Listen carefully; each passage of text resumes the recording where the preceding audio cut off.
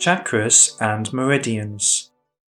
Chakras have a form of more or less regular spheres, with the exception of the upper Sahasrara chakra, which looks like a horizontally lying disc, and Muladhara, which looks like a dome. Chakras do not have, as some authors claim, an internal lotus-like structure. This is a fantasy, although an exercise involving creation of temporary images of flowers inside chakras, and even feeling their delicate aroma in them, is a very good exercise.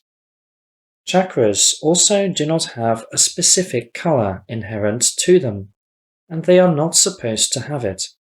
This is also nothing but a popular fantasy, and attempts of coloring the chakras in accordance with colors of the rainbow constitute a downright and serious self-injuring or injuring of the disciples who followed such recommendations.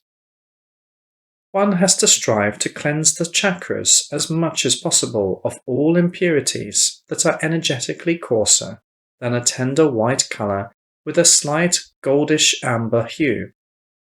This is the path to cognizing Atman and God. But deliberate fixation of other colors inside the chakras means tuning them to coarser modes of operation, which cripples students and prevents them from attaining perfection. It is beneficial to let morning sunlight or scents of flowers into the cleansed chakras. We also may invite our favorite divine teacher into Anahata, learn to look at everything with his eyes, and ask him for advice. God once gave me a wonderful method of cleansing Anahata and other chakras, an exercise with a tetrahedron. If this exercise is supplemented with influencing the chakras by particular sound vibrations specific for each chakra, mantras, then in a couple of months of training, the chakras transform into structures shining with tenderness and purity.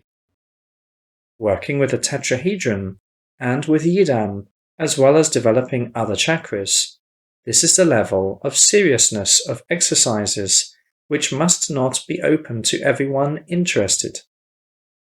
Under no circumstances, those who did not switch totally and forever to the killing-free diet on ethical grounds, or those who do not show progress in the refinement of the consciousness, should do this kind of exercises. Otherwise, the very methods that can produce a refining and purifying effect on the organism will fix and increase its energetic coarseness. This is the path in the opposite from God's direction. This kind of psychoenergetic work is also incompatible with taking alcohol, even in the form of kvass, kumis, or industrially manufactured kefir. The reason for this is that the fine structures of the organism which are being built get destroyed in this case, that results in dangerous illnesses. People starting this kind of work have to give up alcohol forever. These methods increase the practitioner's sensitivity to energetic influence from other people, as well as to information that spirits of lower levels of development may impose. Therefore, there is a danger that people who are not intellectually and ethically mature will not be able to react adequately to this kind of influence, especially in precarious situations, be they real or imaginary. Because of this, people less than 20 years old must not engage in this kind of work. Actually, only few adults may benefit from it. Psychoenergetic trainings that result in one's reaching high levels of refinement of the consciousness, and, as a consequence, to feeling of its nakedness, under no circumstances must be conducted for the masses of people. Only the selected ones can be admitted to them. The rest of people have a possibility to grow intellectually and ethically in the conditions of exoteric work on self-improvement, by accumulating new knowledge, by serving other people, and by strengthening one's own faith. There are 7 chakras in total. Sometimes another number is quoted, but this is a result of misunderstanding. For example, other energy centers or even structures artificially created inside or outside the body are referred to as chakras. There are also erroneous opinions as to localization of the chakras. For instance, in a range of incompetent publications, Anahata is placed in the stomach area and Manipura slides down to umbilical region. In reality, the chakras are located as follows. Sahasrara, a chakra that has a form of a lying disc and is located under the parietal bones in the region of the forebrain hemispheres. Its diameter is about 12 centimeters. Its height is about 4 centimeters. Ajna, a large chakra located in the middle of the head, coincident with the central parts of the brain. Vishuddha, a chakra located in the lower half of the neck and at the level of collarbones. Anahata, a chakra located in the chest between the collarbones and solar plexus. Manipura, a chakra of the upper half of the belly. Svadhisthana, a chakra of the lower half of the belly. Muladhara, a chakra located in the lower part of the pelvis between the coccyx and the pubis bone. The level of development of individual chakras corresponds with one's psychological features. So, when the following chakras are developed, Sahasrara, there is the pronounced ability of thinking strategically, i.e., the ability to see the big picture, to comprehend the whole situation from above, which allows such people to be broad-thinking managers. Ajna, one possesses a tactical thinking ability, which allows dealing successfully with particular problems in science, business, family life, etc. Vishuddha, there is the ability for aesthetical perception. Good painters, musicians, and other artists are people with well-developed Vishuddhas. Anahata, one possesses the ability to love emotionally, to love not from the mind, but from the heart. Manipura, the ability to act energetically, but sometimes it is accompanied with a disposition towards dominance of irritation and other manifestations of anger. Svadhisthana, a well-pronounced reproductive function. Muladhara, psychological stability in various situations. The next stage of work after cleansing and development of the chakras, it will be discussed in the next chapters, consists in bringing the main meridians of the body to proper state. These are the meridians that make up the microcosmic orbit, as well as the middle meridian. When one has cleansed the microcosmic orbit, the energy of the 2 lower chakras can be raised through the spinal canals, leaped over the head meridians to the front side of the body, and brought down through the front meridian, which runs like a flat hose along the front side of the body. This exercise of circulating energy around the microcosmic orbit produces a strong positive emotional effect. It also burns coarse energies of the organism in the front meridian, which makes for further improvement of health, as well as for the cleansing and refinement of the organism. The middle meridian is a wide canal corresponding to the diameter of the chakras developed at the stage of Raja Yoga, which integrates the entire column of the chakras. Its significance is immense since it allows one to combine all the chakras into one complex with a spacious corridor. Working with it also allows one to perform crystallization of the consciousness in the subtle eons, in which this meridian exists up to the volume of the body. Cleansing the middle meridian and its walls results in further health improvement. And on the highest stages of psychoenergetic work, this structure is essential for working with Kundalini. Work with the middle meridian can be performed with the help of a special mantra on special energetically significant areas on the Earth's surface, places of power, or with the help of participation of a competent instructor. The next principal stage is moving the consciousness into the energy cocoon that surrounds the body, and crystallization of the consciousness in its volume. After that, one has to realize the segmentation of the cocoon into two bubbles of perception, the upper and the lower. The upper one includes the 3 upper chakras, the lower one the 4 lower chakras. With our upper bubble of perception, we perceive the world of material objects. With the lower one, we perceive non-material worlds.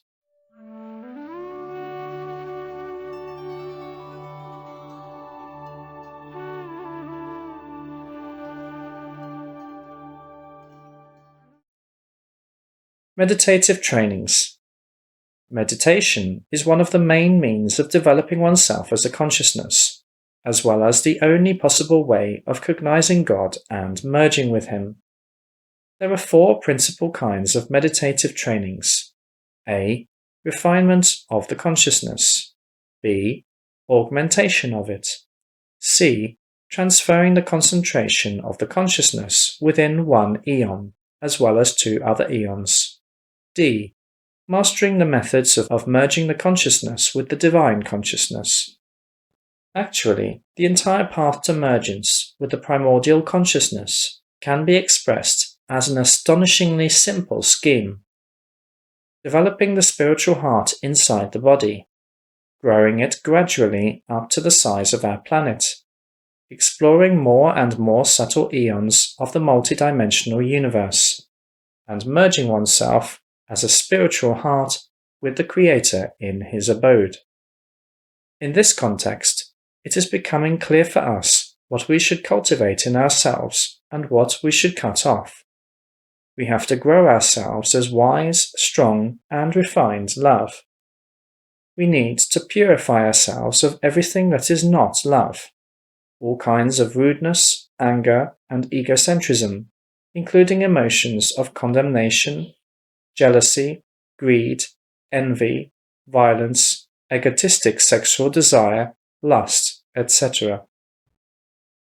The next principal stage of development of the spiritual heart will be its expanding, overflowing, in lucid calm of mornings on open natural landscapes, for example, seashores, prairies, fields, hilltops, or mountain summits. Such meditations of love can be practiced throughout the year, but they can be successful only during daytime. The best season for this kind of work is spring, when exaltation of nature tunes us to the correct emotional state and gives us its power of the emotion of love. The next step for those who have successfully mastered the meditations discussed above is hard work on filling all subtlest eons of multidimensional space with oneself as a spiritual heart. The last eon one needs to fill up is the abode of the Creator. Sathya Sai Baba says, the task of meditation work is to dispel the illusion that God and the essence of each man, as well as the essence of the whole material world, are different. The right meditation is merging of all thoughts and indriyas with God. Correct fruits of meditation are when all actions come out of the consciousness of God and not from the mind. Mergence with the Absolute means removal of the veil of ignorance, i.e., of the illusion of dual existence of the differentiated parts, as opposed to the one Absolute. Man can observe the Absolute, manifested in the divided, in the life of an avatar. I can assure you that all of this is real.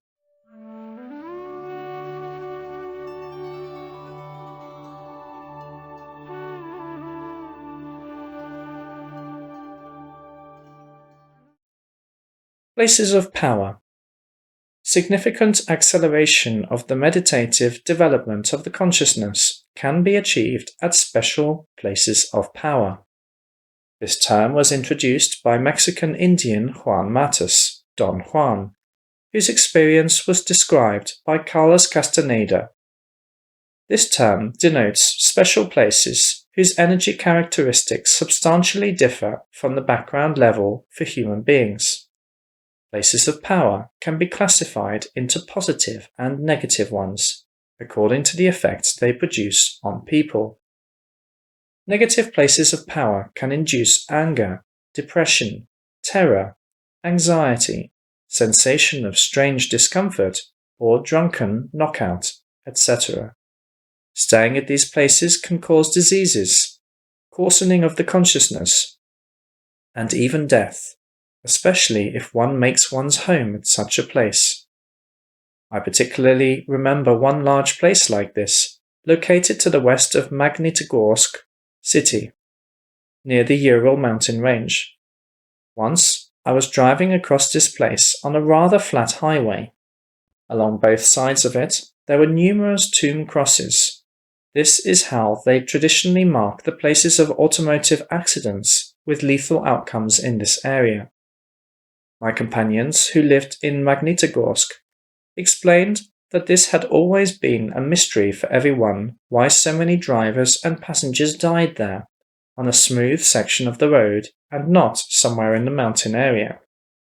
This place induced the state that occurs if one has drunk too much alcohol and smokes a cigarette in addition to this.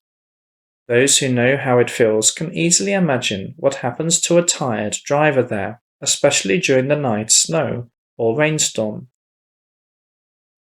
There was also a village on that place of power. It looked grey and depressed, with no people or animals in sight.